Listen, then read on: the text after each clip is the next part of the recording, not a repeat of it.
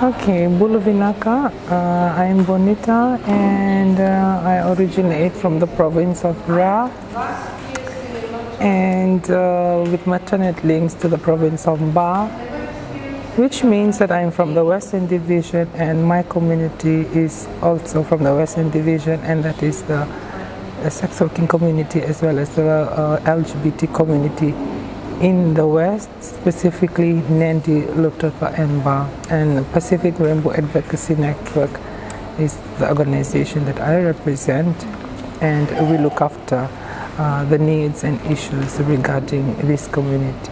Okay, so why did you want to come to the Pacific Feminist Forum?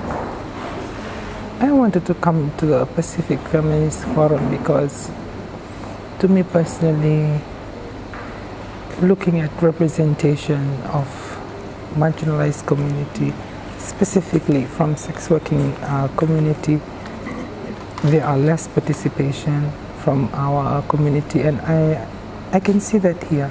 I'm the only one that's representing the community of sex works and LGBT from the Western Division.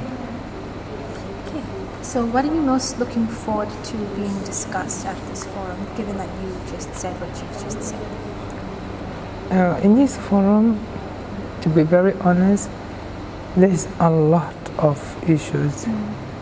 I think we've been talking from every angle and we've been bridging gap, and something that I picked up on was culture, which I thought that was something that we need to strengthen, because we are trying to influence culture, yet we are not practicing culture. So what were some of the challenges that you've experienced coming to the Pacific Feminist Forum? One major challenge that I experienced was being represented in this forum. At the very beginning, I wasn't, my application was written by some other trans women, which I did not know, so I really didn't know what they wrote, what they said about me, and in saying that, it was unsuccessful. I then received the email that stated that I was unsuccessful to attend this forum. And it hurts me so much that among us as trans women activists, we are the ones that are just destroying each other. I think the major challenge was some other trans women didn't want to share the space. And I think it's political, and I don't have any personal issue regarding that. I just think that if we need to talk about accountability, if we are talking about transparency, then we need to practice what we say, and not just sit in forums, sit in space and say this, and then at the end of the day you don't practice it. Another challenge I saw was how something that I picked up that stood out for me in terms of challenges was few trans women raised the issue about solidarity at this forum. They wanted people, they wanted the movement to be strengthened in terms of solidarity. The trans community wanted the other allies, other partners to strengthen the work in terms of solidarity. But even among ourselves, there is no solidarity amongst the trans community. I think that's the biggest challenge, because if we want to talk on solidarity, first let's practice it among us before we go and influence others and talk about solidarity and influencing others. So those are the main challenges I thought that was what I picked up on. Thank you for your honesty.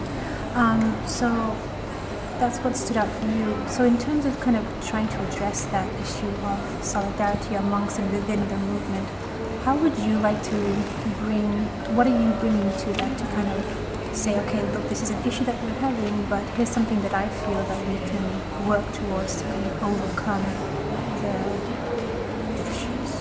I just think that people need to practice first what they preach.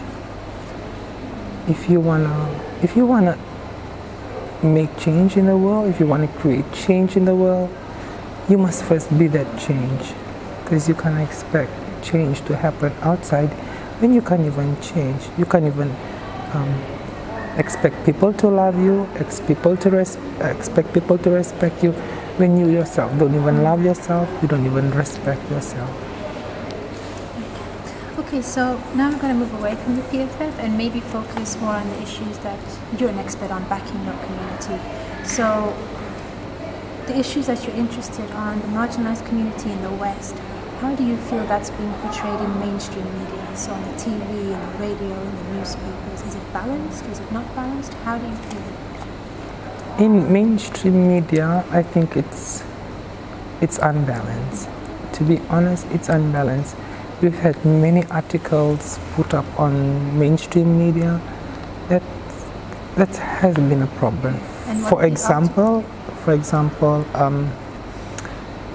using the correct terms in terms of gender terms, and that is maybe if I am giving the statement and if I prefer to be addressed as a she, then I would want the media to state that and not put an image of a she-looking person and then it's a he, because it's just confusing to the people when they read it. That is specifically for mainstream media.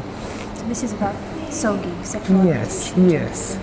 I also think that the media, mainstream media needs to be sensitized. They are not only sensitized, I think they need to maybe develop their understanding on SOGI, because when they know of SOGI, then maybe they will know how to address people, and maybe they will know what terms to use that will be comfortable and acceptable to my community. Apart from that, in terms of community media, a challenge I see is maybe we would like to have community media in the Western Division as well. That's the only thing I weakness or maybe the challenge I see. I like the fact that the community media is amplifying our voice, but it will really mean a lot if, for example, femLINK develop a national community radio that targets the whole of Fiji, because that will be something that's effective, and it's a community media that represents us, that we feel that we belong to. You can say that we own it, because that's our story and that was who we are, and it's talking about us and it's about us. Okay, so now we're looking at the theme of 16 days, which is peace in the home to peace in the world. For you, what does peace mean to you? To me personally, peace is the absence of violence. Peace is the absence of discrimination. Peace is the absence of patriarchy, maybe peace is the absence of what's this term here? Peace is the absence of war, and we can say war in different kind of format of war, which means that to me peace is love, peace is acceptance, peace is solidarity, peace is basically understanding each other, and peace is human rights. Okay, so now we're looking at participation of women and young women. What does that look like for you in your community, in your country?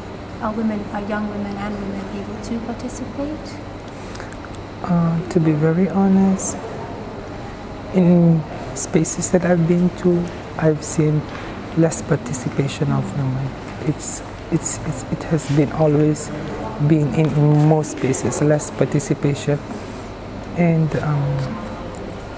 when we talk on participation, the reason why we speak on women's participation, specifically young women, is because they have their own needs. Their needs are different from older women. Their needs are different from men, which is why we need to be participating as young women, because our voices are different, and it's like we can tell our story more better than anyone else. We don't want people to be sitting in spaces and talking about and representing us. We want ourselves to be there so that we tell our story coming from our perspective and not someone interpreting the story. So we're talking about participating in decision making in those spaces where issues affect our lives. So what are the barriers? I mean, you talked about that women are not included, but what's preventing women from being included? Coming from a marginalized community, and specifically from our sex working community, a major challenge that I see is with my community is empowerment level. We have less people are empowered, and capacity-wise, we have people. For example, my community face a problem of illiteracy, and that is something that we are working on. And in order for us to advance further, we need to work on these things. We need to solve this so that we can get our message across, so that we can, so that the community can be better informed, and they can make the decision. They can make positive decisions. In saying that, in terms of this being in decision-making spaces, I think it takes great courage, great empowerment level for you to be able to influence decision-making spaces, because you'll need to know the risk around it. You'll need to know the do no harms in it, and you need to be ready to take on the challenge as well.